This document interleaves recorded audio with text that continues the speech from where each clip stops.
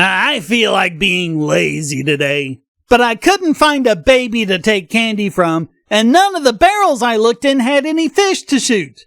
Oh, what sort of video can I do that's stupidly easy?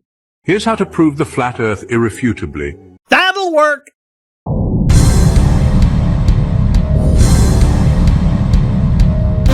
Let's talk navigation. Imagine you're a ship captain crossing the vast oceans. You're thousands of miles from land, relying on calculations to get you safely to your destination. Here's the thing. Every navigation method used, like plain sailing or great circle sailing, is based on a flat plane. That's right, not spherical trigonometry, not globe math, flat plane calculations. That is so stupidly wrong, it's contagious! Better get your masks on! Fortunately, I'm safe in my suit here. And guess what? They work flawlessly, but here's the kicker. If Earth were a spinning globe, those calculations should fail. Ships would be veering off course, compasses would malfunction, and global travel as we know it would be a disaster. Yet it's not. Why? Because they knew it was a globe! They've known it was a globe for thousands of years! Why do you think they put all that time and money into obtaining accurate timepieces? Because that's the only way to confirm your longitude on a globe. It wouldn't be needed on a flat plane. On a flat plane, calculating longitude would be as easy as calculating latitude. But it isn't. Because these methods align perfectly with the reality of a flat Earth. No, because they knew they were on a curved globe and had to correct for it. They understood perfectly well that the maps they were using were projections, and they had to account for that when navigating. Then, as now, one widely used projection was the Mercator projection. It looks really weird at the poles. It's the one where Greenland looks like it's the size of a continent. But it's good when it comes to rhumb lines. A rhumb line is an arc that crosses all of the meridians of longitude and latitude at the same angle, with a constant azimuth in relation to true north. On the Mercator projection, that becomes a straight line.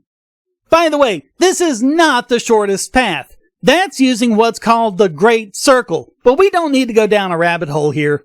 Rhumb lines are easier to navigate without computers, so that's what traditional sailing ships used.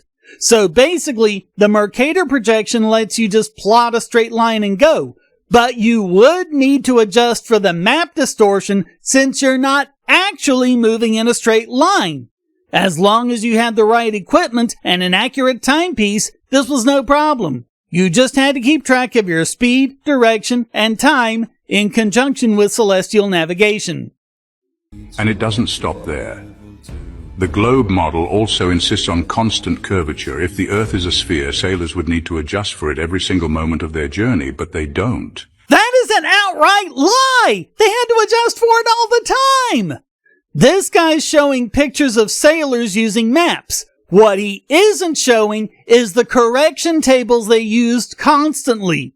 Each projection method had its own correction table, so you could adjust your course back to where it actually is on the globe.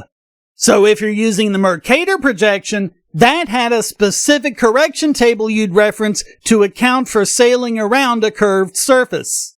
Of course, you made it a lot easier on yourself if you sailed along a line of constant latitude, so a lot of them did just that as much as they could. You just had to properly scale your distance based on whichever latitude you're using, since they're all different because Earth is a globe! So yeah, this is a lot more complex and challenging than this ignoramus is making it out to be. It required a lot of knowledge and experience that this guy totally lacks. So, what's really going on? The truth is simple yet revolutionary. The Earth is a flat, stable plane surrounded by natural boundaries that have been mapped, studied, and even documented throughout history. Flat plane navigation. Sailors and navigators use maps and calculations that treat Earth as flat. I would ask this guy for his source, except I know he doesn't have one. Any reference on navigation will easily debunk this. These methods don't just work, they're the gold standard for accuracy. If the globe model were correct, these tools would lead to shipwrecks, not safe harbors. Only wreck I'm seeing here is this video. Here's a challenge. Don't use any GPS or modern instruments or anything like that, and don't use any clocks or correction tables, and then try to navigate in the middle of the ocean. You'll find it's impossible! The tools we use, the maps we trust, and the observations we've made all point to one undeniable conclusion. Yes, you're a moron! So thanks for watching. Please hit like and subscribe, leave a comment, and go to donate.bogosity.tv to keep me doing what I do. And check out all the great content here, like this video selected just for you.